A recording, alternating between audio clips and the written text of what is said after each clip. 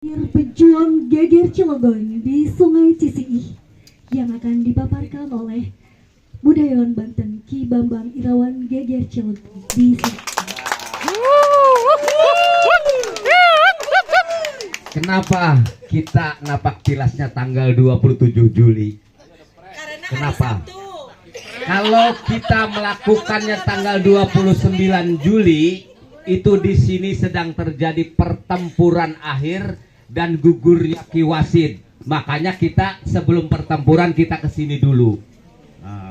Tadi juga sudah disebut apa kata Pak Haji Asep, Geger Cilegon namanya. Mungkin beberapa kali sudah saya jelaskan. Tetapi saya ingin menjelaskan kenapa kok sampai ada di sini. Nah, begitu. Naik mobil. Jadi sebetulnya saya juga nggak tahu ya, cuma karena saya punya ini nih.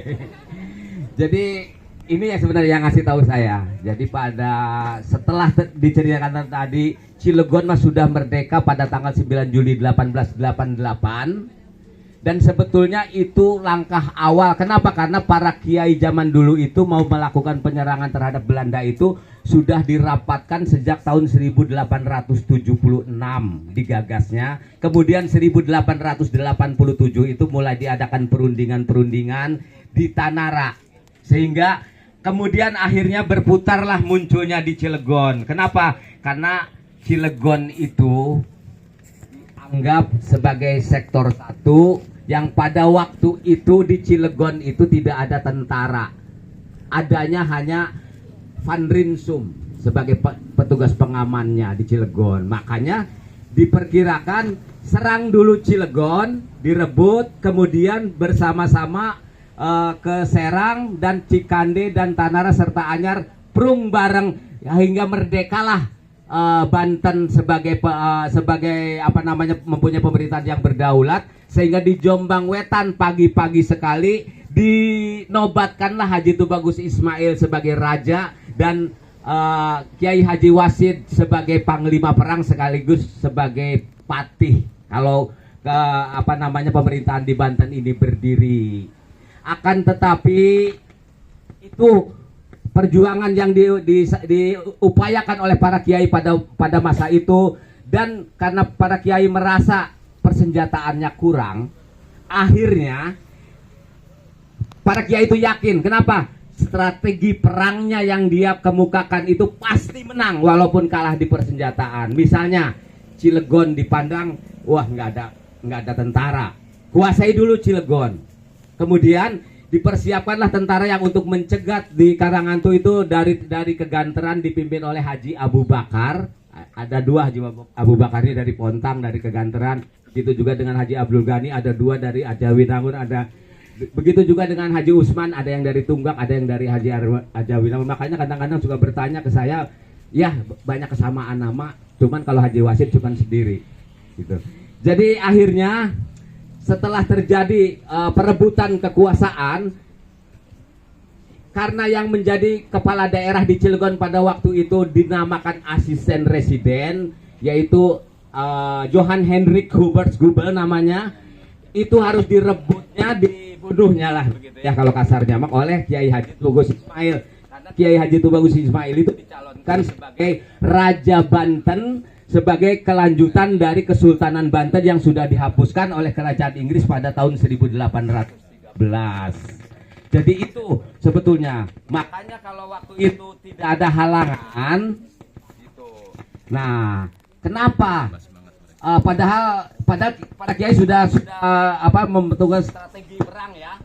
Yakin pasti menang karena sudah dikuasai, dibaca Cilegon dikuasai, Serang juga tentaranya masih pada tidur, sudah diserang ke sana. Jadi baru pada bangun begitu kira-kira tentara Belandanya. Nah, akhirnya diproklamasikanlah kerajaan Banten. Tetapi 2 hari menjelang itu residen Banten yang bernama Engelberg namanya, harus gitu yang ngomongnya ya, Engelberg gitu ya, nggak boleh ya. Iya, jadi mengajak asisten residen Gubel tadi bersama Van Rinsum ke Anyar inspeksi dan akan melanjutkannya ke Caringin. Nah, Caringin itu di sebelah situ. Tetapi itu dalam rangka inspeksi pemerintah Hindia Belanda pada waktu itu. Karena faktor itulah akhirnya semua strategi perang yang sudah direncanakan dengan matang, bahwa jam 8 itu sudah ke Serang dan sudah dilakukan penyerangan terhadap Serang, jadi gagal total, berantakan semuanya, dan pada waktu itu belum ada WA.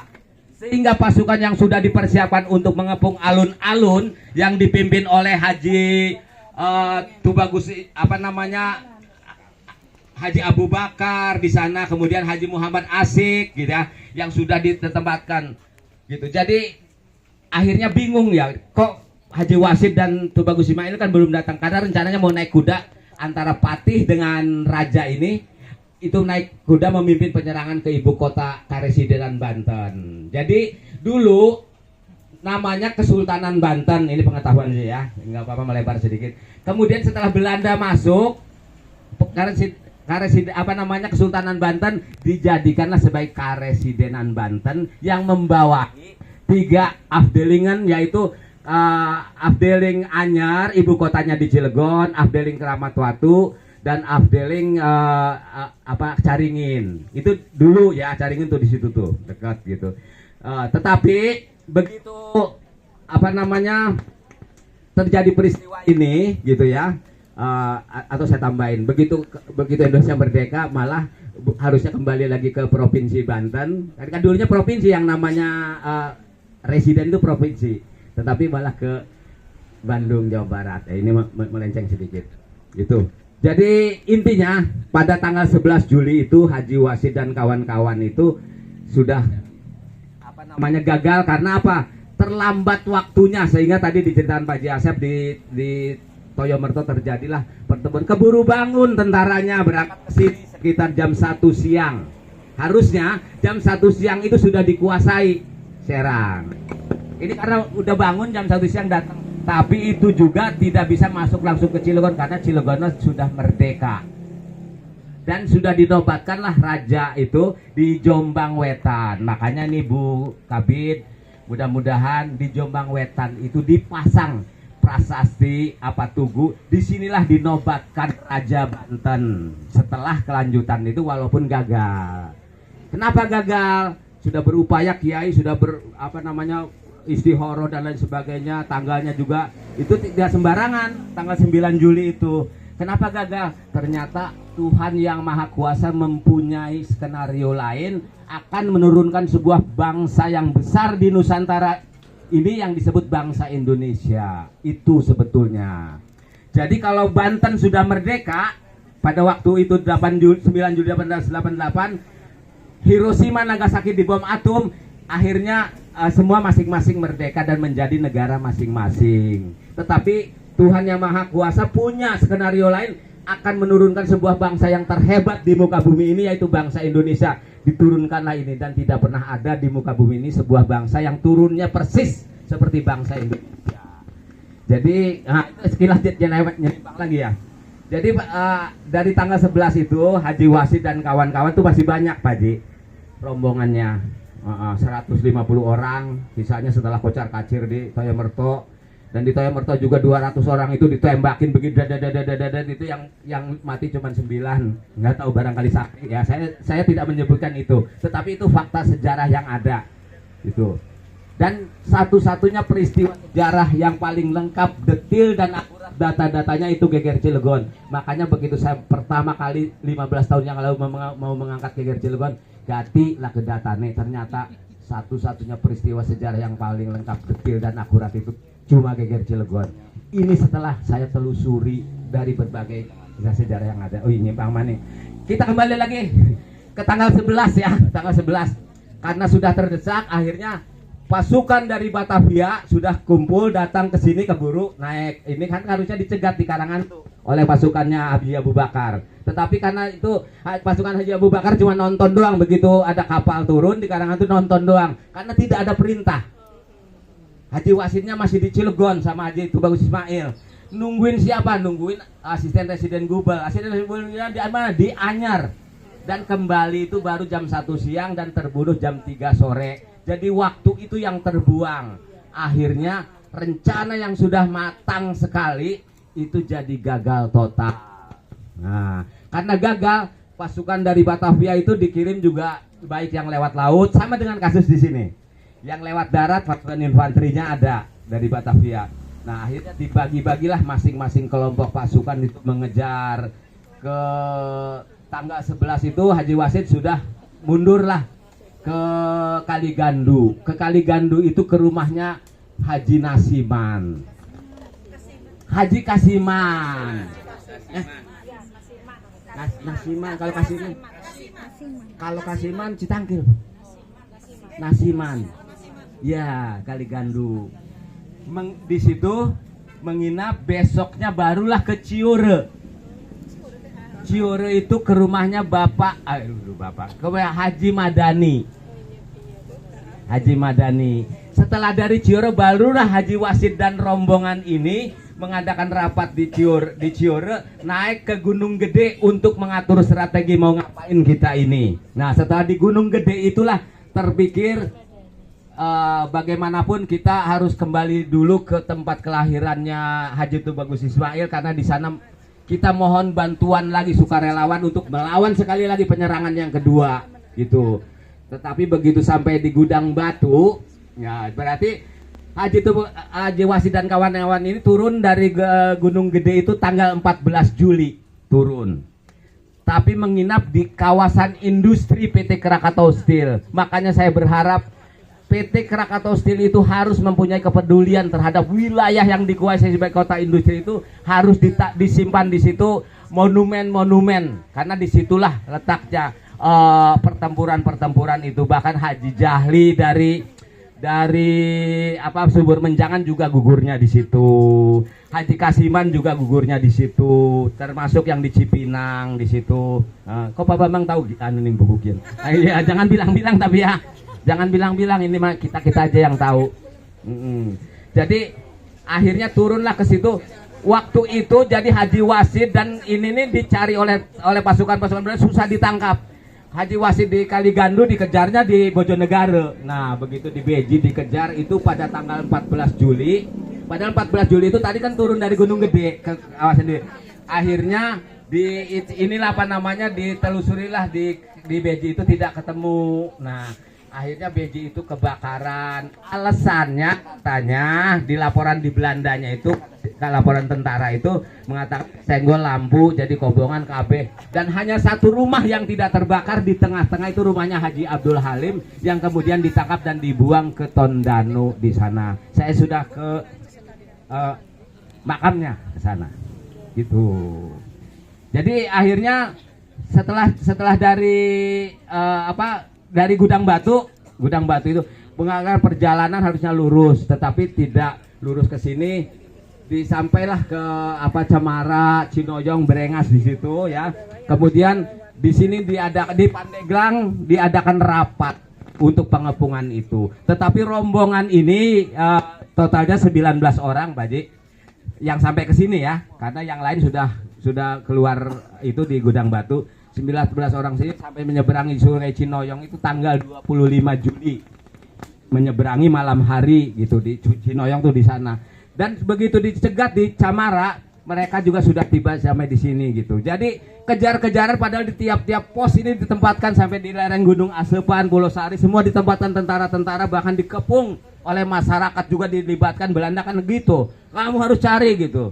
Semua ikut mencari. Tetapi anehnya itu kenapa pasukan Haji Wasid dan kawan-kawan itu tidak kelihatan. Akhirnya singkatnya cerita, nah di Cemara itu udahlah katanya, kita ada informasi sudah lewat katanya, orang menungguin begitu cegat, jangan sampai ke ujung kulon, dicegat di Cemara, uangnya mau seliwat, udah kesini.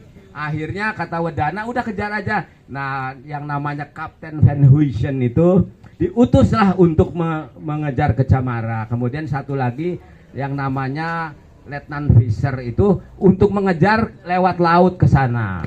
Nanti ketemu di Cemara untuk mencegat rombongan Haji Wasid. Tetapi perahu itu yang dinaikin itu kena angin ke ombak, tidak sampai di Cemara tapi kembali lagi ke Citerep. Namanya Citerep, ada pelabuhan di sana. Di Citerep. Nah, akhirnya pasukan Kapten Van Huysen itulah yang kemudian berjalan kaki ke sini walaupun sudah kelelahan mengejar. Di tikungan ini mereka melihat ada rombongan itu dan mengutus anak buahnya yang bernama Kopral Newman namanya. Aduh, hampir saya lupa itu. Kopral Newman. Kalau lupa saya buka buku. Tapi alhamdulillah nih saya nggak buka-buka dari tadi. Jadi diutus, disuruh dicegat di sini. Ternyata disuruh berhenti menyerah, dibalaslah dengan tembakan. Terjadilah tembak-tembakan di sana sampai terjadi ada yang lari ke perahu, tapi bukan perahu yang itu ya. Mungkin perahu zaman itu. Karena ini terjadinya 29 Juli 1888 sore ya. Jadi akhirnya singkatnya cerita semua gugur dan ada beberapa yang melarikan diri ke sungai, itu juga dikejar. Tetapi Ki Wasid, enaknya mas saya sebutin namanya, kasihan ya, takut nggak sebut namanya. Jadi Haji Wasid, Haji Abdul Ghani dari Ajawinangun, Haji Abdul Ghani dari Beji, Haji Hatab dari Sempu, ya barangkali ada yang keturunannya nih. Haji Jaya dari Citangkil ya, Haji Tugaus Ismail dari Gulacir, kemudian Haji Kasan dari Sempu, Haji Muhammad Ali dari Kubang Watu ya, kemudian Haji Ramli dari Gulacir, Haji Ratib dari Kubang Watu ya, kemudian Haji Tohar Pamengger, terus Haji Usman dari Tunggak, kemudian Haji Jafar, Haji Arja, Haji Saban, Ahmad, Yahya dan Saliman. Disinilah mereka gugur. Diperkirakan Haji Wasid gugur itu di situ. Ini baru analisa saya, bukan kata saya, analisa, belum tentu benar. Haji Wasid gugur di situ, kemudian masyarakat sini menganggapnya itu sebagai maaf. Ini kata saya ya, jangan dijadikan pegangan. Jadi dianggaplah karena Pak Haji Wasidnya mungkin dornya di situ. Mayatnya pada tanggal 30 Juli 1888 diangkutlah ke Cilegon. Barangkali itu saja. Nanti kalau ada waktu kita cerita yang lebih seru dari ini, masih banyak gitu. Iya. Nggak ada kopi kalau kawan pada ngantuk. Terima kasih Bu Kabid sudah memberi kesempatan saya dongeng sejarah. Wabillahi taufiq wal hidayah. Sehat selalu Bu Kabid, semua yang dari Dinas Pendidikan. Assalamualaikum warahmatullahi wabarakatuh ya. Assalamualaikum warahmatullahi wabarakatuh. Beri plus kepada beliau budayawan kita yang luar biasa. Data secara detail yang diungkapkan. Kita doakan semoga beliau selalu diberikan kesehatan, karena beliau penelusuran tentang peristiwa geger Cilegon ini sangat luar biasa. Dan semoga kita sebagai penerus pejuang syuhada selalu diberikan pencerahan dan motivasi, selalu semangat untuk meneladani apa yang sudah disampaikan.